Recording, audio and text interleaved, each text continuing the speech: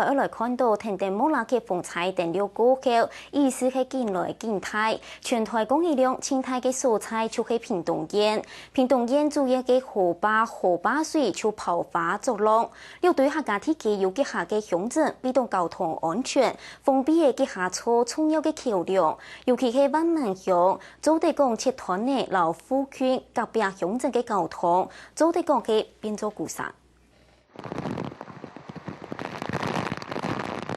經過一部嘅風雨，已經造成部分地區有積水嘅情況發生，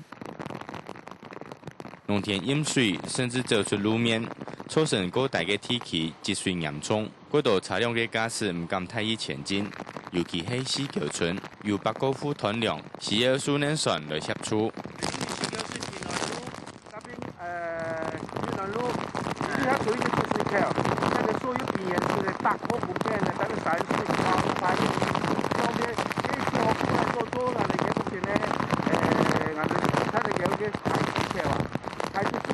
要做到这水啊，我都係差不多嗰嘢黐嘅啲小區啦，因為平房咁樣變咗去呢班人。我見過就是這邊我們早上7點多的時候哈，巡視的時候這邊掏空，這邊水位快滿了，這邊掏空的地方哈，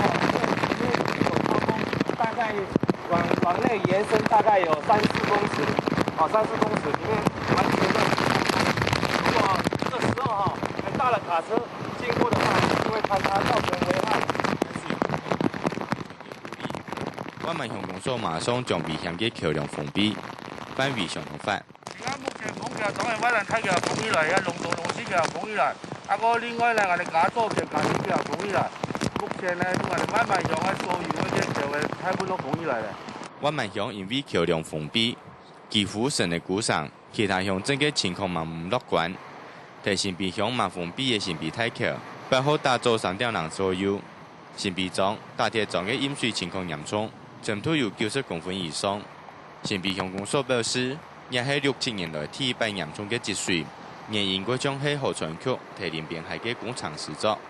本水流唔順暢，造成多幹淹水，甚至延伸一帶有停電嘅情況。目前嘅風勢一時不斷。各地消防單位馬強民眾盡用大家鐵路卡，避免發生危險。客家新聞潘順峰評論報道。